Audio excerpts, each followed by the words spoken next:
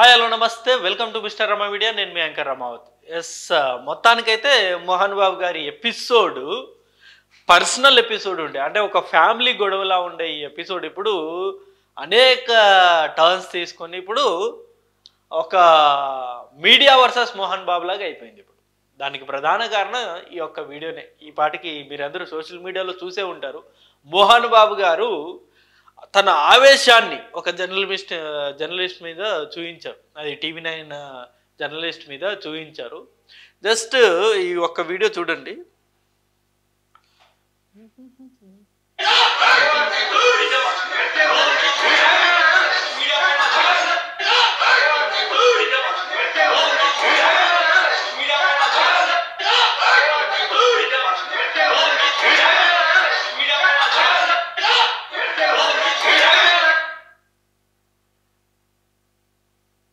ఏంటండి బాబు, మోహన్ బాబు గారు ఇంత ఆవేశం?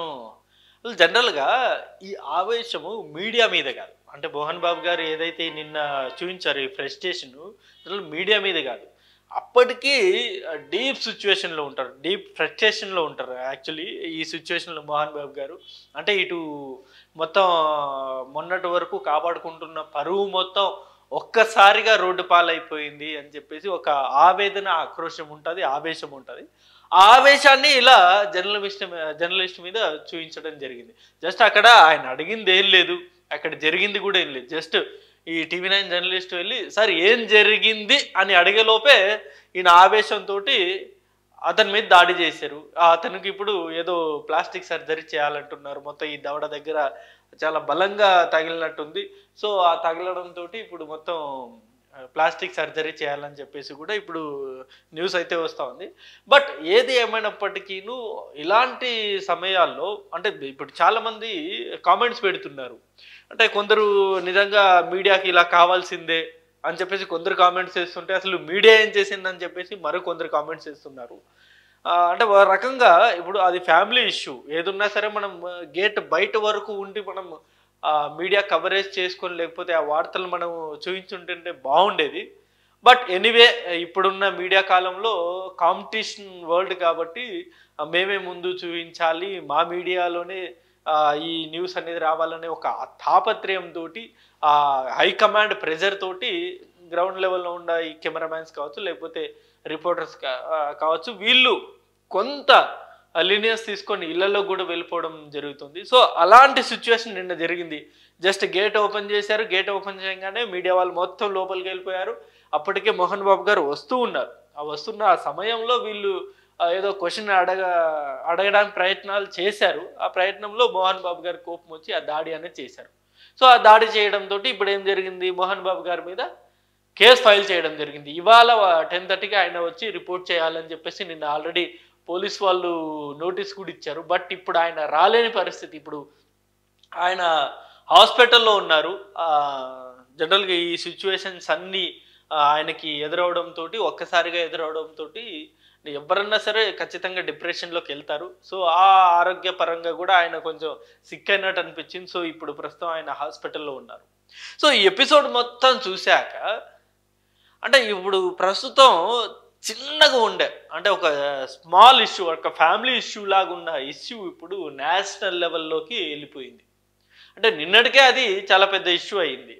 ఇద్దరు తండ్రి కొడుకుల మధ్య గొడవ నిన్న విష్ణు ఎంట్రీ తోటి ఇంకా పెద్దగా అయింది. సో ఇంకా పెద్దగా ఉన్న గొడవని అంటే ఫ్యామిలీ గొడవని ఇప్పుడు ఒక మీడియా వర్సెస్ మోహన్ బాబు గొడవలాగా మారిపోయింది. కంప్లీట్ అలా చేంజ్ అయిపోయింది. సో ఏది అయినప్పటికీ ఇప్పటికీ చాలామంది జర్నలిస్టులు కూడా ఖచ్చితంగా మోహన్ బాబు గారు క్షమాపణ చెప్పాల్సిందే అని చెప్పేసి ఇవాళ ఫిలిం ఛాంబర్ ముందు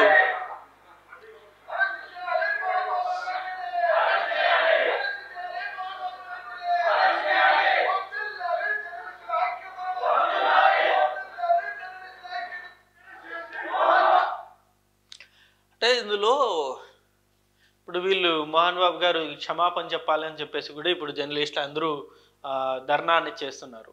అంటే ఒక సిచ్యువేషన్ జరిగిపోయిన తర్వాత జస్ట్ ఒక క్షమాపణ అనేది చెప్పేసి సర్దుకుంటే ఎవరైతే ఆ దెబ్బతిన్నారో అంటే ఆ టీవీ 9 రిపోర్టర్ ఎవరైతే అతను గాయాలయ్యాయో అవి అంత ఈజీగా మానవు. అది ఎందుకంటే ఇప్పుడు ఈ లోగో మైక్ ఉంటుంది చూసారా? ఈ లోగో మైక్ అనేది చాలా గట్టిగా ఉంటుంది. ఇప్పుడు మేమందరం జనరల్‌గా యూజ్ చేస్తూ ఉంటాం. చాలా గట్టిగా ఉంటుంది అది.